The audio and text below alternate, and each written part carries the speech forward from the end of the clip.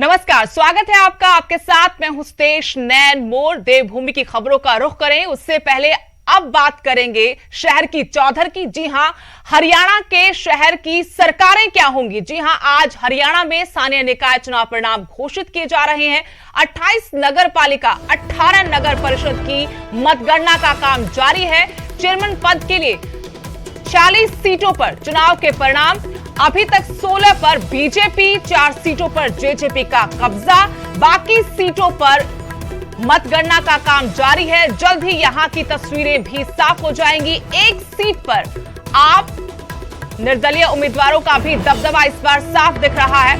इनेलो उम्मीदवार भी 3 से 4 जगह जीते हैं। कांग्रेस एक बार फिर से नगर निकाय चुनाव में पिछड़ती नजर आ रही है। कांग्रेस समर्थित उम्मीदवार यहां पर ज्यादा कमाल नहीं दिखा पाए, लेकिन इनेलो के लिए इन चुनावों में राहत की खबर है कि इनेलो के उम्मीदवारों ने अच्छा प्रदर्शन किया है। अभी मतगणना का काम चल रहा है, लेकिन बीजेपी, जेजेपी ने जरूर एक बार फिर से कमाल करके दिखाया है।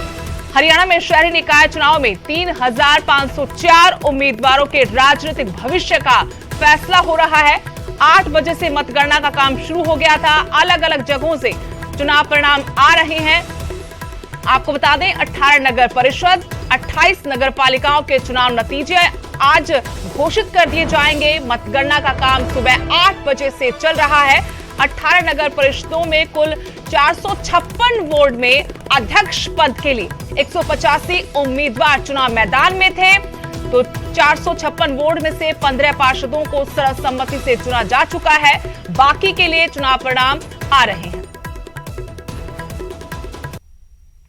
ये जीत का जश्न है। असंध नगर पालिका के चुनावों के नतीजे आ गए हैं और सतीश कटारिया ने जीत हासिल की है। बीजेपी के उम्मीदवार कमलजीत सिंह लाडी को 553 वोटों से हराया है और जीत के बाद आप देख सकते हैं फूल मालाओं से उनका स्वागत किया जा रहा है। जिलेराम शर्मा जो कांग्रेस के नेता हैं वो उनके साथ हैं, क्योंकि जिलेराम शर्मा के समर्थित उम्मीदवार सतीश कटारिया थे और विक्ट्री का साइन बनाकर यहां पर जीत का जश्न मनाते हुए नजर आ रहे हैं। और अब आगे की तरफ बढ़ेंगे, असंध की जनता का धन्यवाद करेंगे। कांटे की टक्कर बताई जा रही थी, बीजेपी को मात दिया आपने। देखिए, टक्कर तो होती रहती है इलेक्शनों में, लेकिन एक भाईचारा जो कायम रखना था शहर की जनता ने वो कायम रखा और मैं शहर की जनता का धन्यवादी हूँ कि उन्होंने भाईचारा कायम रखते हुए और हमें शहर की सेवा करने का मौका दिया। जिलेराम शर्मा जी का कितना सहयोग रहा, कितना सहयोग किया।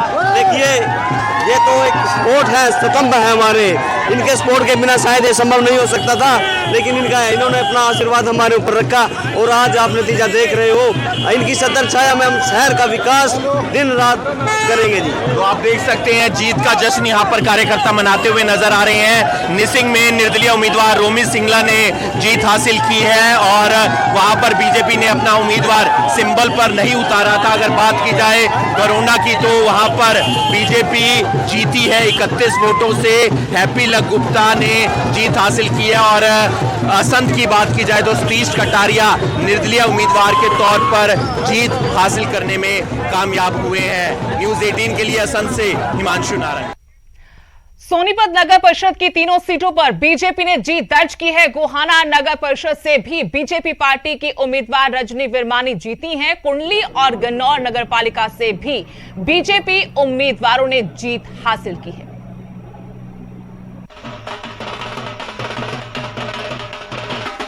बीजेपी पार्टी की उम्मीदवार शिमला देवी पहली बार कुंडली नगर पालिका बनी और पहली बार अब चेयरमैन बनी है। सबसे पहले पार्टी ने आप पर भरोसा जताया, लेकिन कुंडली नगर पालिका के लोगों ने भी आप पर भरोसा जताया है। क्या सोचा है उनके लिए, क्योंकि समस्याएं बहुत ज़्यादा हैं। जी, कुंडली में बहुत समस्याएं ज़्यादा है जी। पानी की समस्याएं और गलियां जगह जगह टूटी हुई हैं, तो मैं उनके विश्वास पर खरा उतरने की कोशिश करूँगी। जो भी समस्याएँ उन्हें हल करवाऊँगी। जैसे पीने का पानी बहुत ख़राब है कुंडली में और नहाने धोने के लिए भी बहुत ख़राब है, इसलिए मैं उनके लिए बाहर से मतलब जमुना से जो पानी आएगा सीवर डलवाऊंगी, तो उसके लिए काम करवाऊंगी। जो भी समस्याएं हैं गांव वालों की उन्हें पूरी तरह पूरा करने में कोई कसर नहीं छोड़ूंगी। किस पार्टी से आपकी फाइट रही, कितनी वोटों से जीती? जी, मेरी आम आदमी पार्टी से फाइट रही है और 77 वोटों से मुझे जीत मिली है। तो मैं उनसे भी यही कहना चाहूँगी, मतलब जो भी मैं विनर बनी हूँ आप सभी ग्रामवासियों की वजह से, तो मुझे आप सबका साथ चाहिए। आपके साथ के बिना मैं कुछ नहीं कर पाऊंगी। पंचकुला से मेरे सहयोगी अंकित उदानी जुड़ गए हैं और जानकारी इनसे लेंगे। अंकित, शहर की चौधरी यानी शहर की सरकार का चयन किया गया है, मतदाताओं की तरफ से किस्मत का फैसला हो रहा है और चुनाव परिणाम सामने आ रहे हैं। आपसे जानना चाहते हैं फिलहाल किसका परिणाम भारी नजर आ रहा है, कौन सा राजनीतिक दल लग रहा है कि इन चुनाव में बाजी मारता जा रहा है? बिल्कुल सुदेश, 28 नगर पालिका और 18 नगर परिषद, कुल मिलाकर के 46 जो नगर निकाय थे उनमें चुनाव था। और 18 नगर परिषद की अगर बात करें तो 18 में से बीजेपी जेजेपी जो गठबंधन है उन्होंने मिलकर के चुनाव लड़ा। 14 पर बीजेपी लड़ी, 4 पर जेजेपी लड़ी।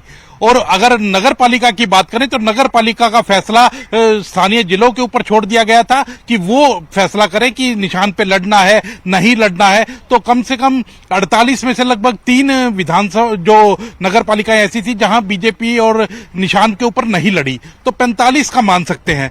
और वहां इनेलो जो है उन्होंने भी कुछ उम्मीदवार निशान के ऊपर उतारे। कांग्रेस जो है वो निशान के ऊपर नहीं लड़ी।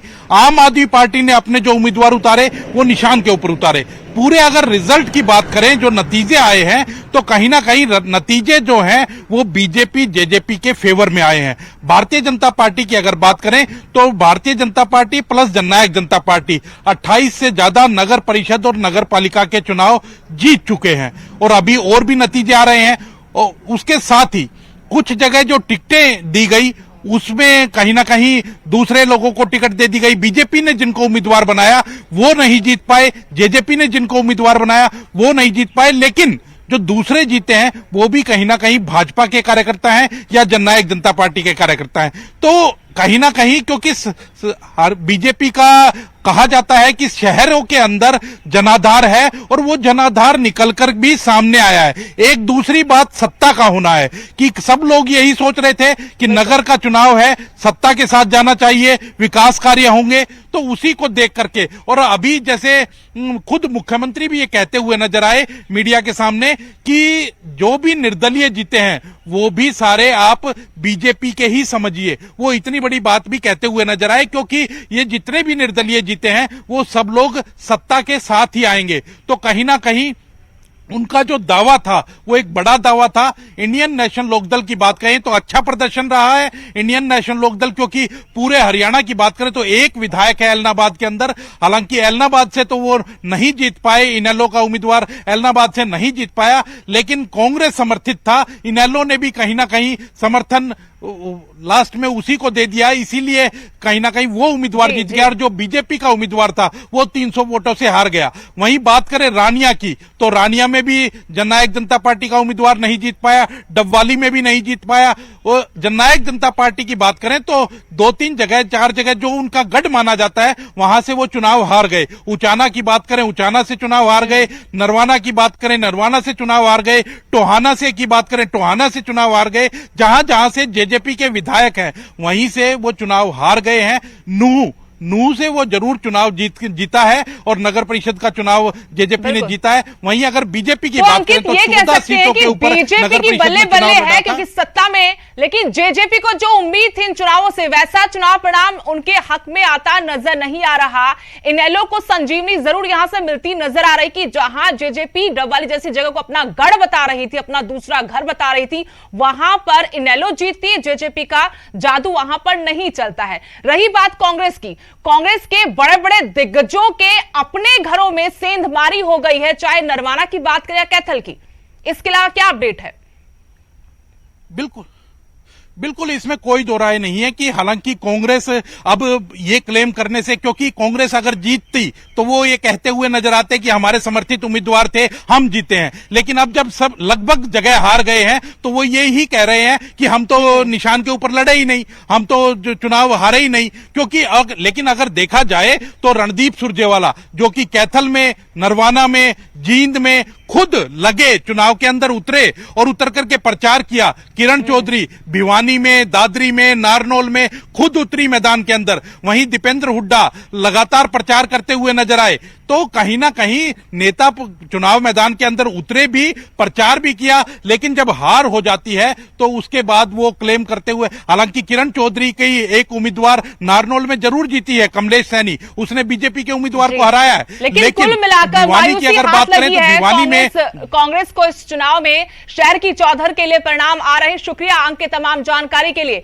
तो शहर की सरकार का चयन मतदाताओं ने किस्मत का फैसला कर लिया है और अब परिणाम सामने आ रहे हैं। बीजेपी जेजेपी को अच्छी बढ़त हासिल हुई है और चुनाव परिणाम जो घोषित हुए हैं वहां पर भी उनके पक्ष में परिणाम, लेकिन झटका यहां पर जरूर लगा है कांग्रेस को।